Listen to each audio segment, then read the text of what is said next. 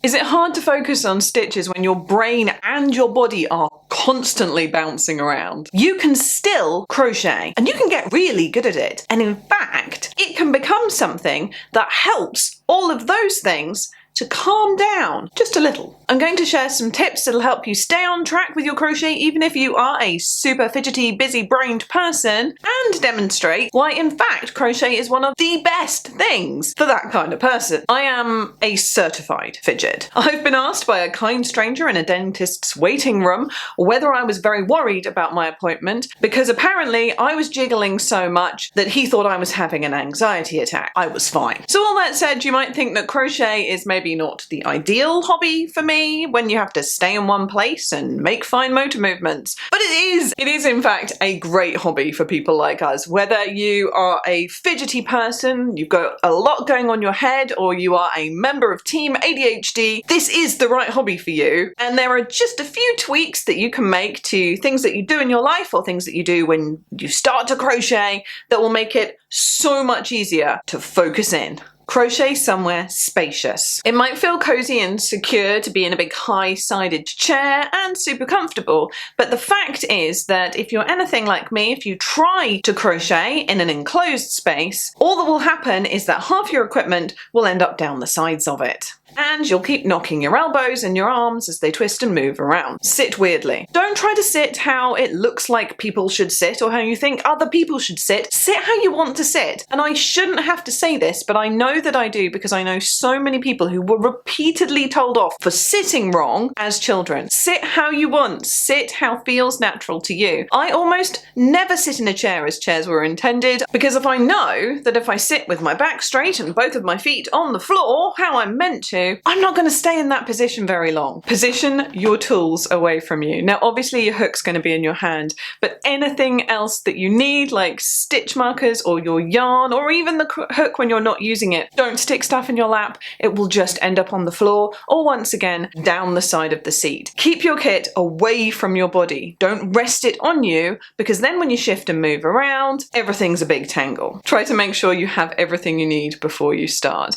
The thing that I frequently forget to bring with me is scissors. It's not a problem if I have some kind of other sharp implement nearby, but if I sit down to crochet and I begin and I realize that I don't have everything that I need for that particular crochet session, I will get up to go and get it, see something shiny and I'll be gone. Crochet will be entirely forgotten for some length of time. Have a background activity. Now, this is going to differ from person to person, just like everything, but for me, I can focus in the best when there is something that is present but not distracting in the background. So for example, music that you like but it's not particularly dancey, so it doesn't make you stand up and move, or a podcast that's interesting but not fascinating. Decrease distractions. I know I literally just said put background noise on, but like big distractions, if you know that your crochet session is going to be derailed by your pets or your partner, just pop the pets in a different room or pop yourself in a different room or say to your partner, hey, I'm going to take half an hour, please don't disturb me because if you try to talk to me, I'm going to be involved in the conversation and the crocheting will stop. Limit the length of time of your sessions. Now this is a longer term thing for me, but what happens if all of the stars align and the environment is really good for crocheting, I will get completely involved in what I'm doing to the exclusion of everything else in my life. Try to limit your sessions within the bounds that you know are appropriate for you. Know how much time you're wanting to spend and then set a timer. Set a timer on your phone and then set another timer on your tablet and then set the oven timer as well so that when you've ignored the two timers that are near to you or turned them off or pressed snooze, you actually have to get up and go and turn off the oven timer and then you'll stop and then you'll be distracted and other things will happen. Have several projects on the go. And now I don't need to tell you this, do I? Because we've all got several projects on the go. But for me, it really, really holds my attention. Now, I hear a lot of criticism of granny squares when it comes to crocheting because they're repetitive. I actually love granny squares. They're one of my favorite things to do. And I think a part of that is I often have several different types of granny square on the go at the same time. And I can move between those two projects. I also like to do lots of a certain part of the granny square, like the middle, and then move on and add different things to the outsides as I go as well. But more projects means your brain is being kept more entertained, you have lots of different options, and you can go for the one that feels like a good fit to you right now. Allow yourself some movement.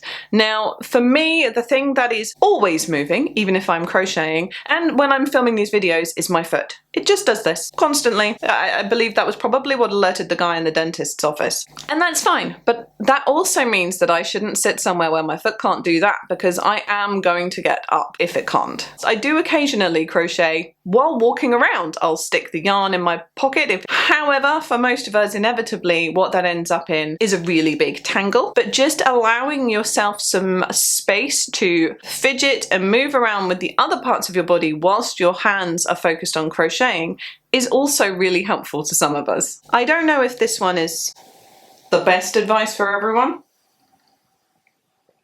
Drink coffee. Particularly for those of us with ADHD, coffee is a stimulant, and whilst we shouldn't be overly reliant on stimulants, they do help you to focus. Don't drink so much coffee that you get anxiety and heart palpitations, but in limited amounts. Having a nice warm drink is a good thing, and even if you don't have ADHD and you're just a fidgety, distractible person, it's still nice to have a warm drink, and it keeps you settled, and I think it helps to make you feel calm and more focused. But now I'm saying that, I'm wondering if that was just the coffee all along. But in a very similar vein, exercise first. I am a huge fan of exercise. I've mentioned it several times in videos before, that running is the only thing that turns my brain off. I love to crochet, but it doesn't turn my brain off. Running turns my brain off. Turns out there's a physiological reason for that, but it's a great thing to do before you settle down to do a craft that doesn't involve moving too much. And if you're not a big exercise person, that could just mean have a little bit of a walk, lift some relatively light weights, jog up and down on the spot for 10 minutes, whatever you want to do, but getting your body moving, doing some physical activity, particularly if it's like sweat inducing levels of it, even if it's not for a massively long period, still makes a huge difference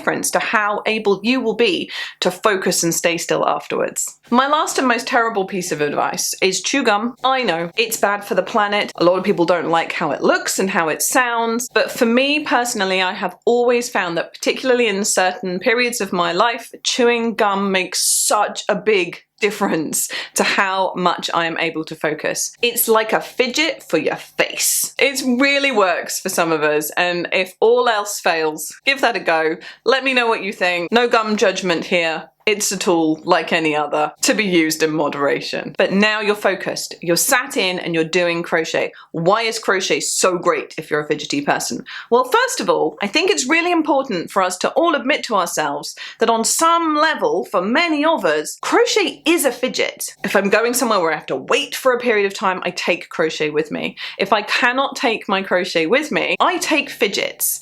There are always fidgets in my car for when I have to wait in traffic. There are fidgets in my pockets, there are fidgets in my handbag. Big fan of fidgets, they make a huge difference. Crochet is like a fidget but with a rewarding outcome. So you're not just doing something to fiddle and distract, you're also doing something productive, which has such a many-layered positive impact. Whether it's on your self-esteem, where you're not just sitting fiddling around, you're sitting producing something beautiful or cool or interesting, or that other people are going to appreciate, or that you're going to appreciate. It has a rewarding outcome. And the other great thing is that there is so much that you can do with crochet. There are so many different types of crochet, there are so many different things you can crochet. If you feel bored or distracted doing one type of project, there's so many other types of projects that you can try. But what do you think? Do you agree with me? Are you a fidgety, distracty person? Do you have ADHD and you find that crochet is just impossible for you up to this point? Let me know. I'd love to hear your thoughts. Do you agree with me about the things that help to make it a better environment for being a fidgety person,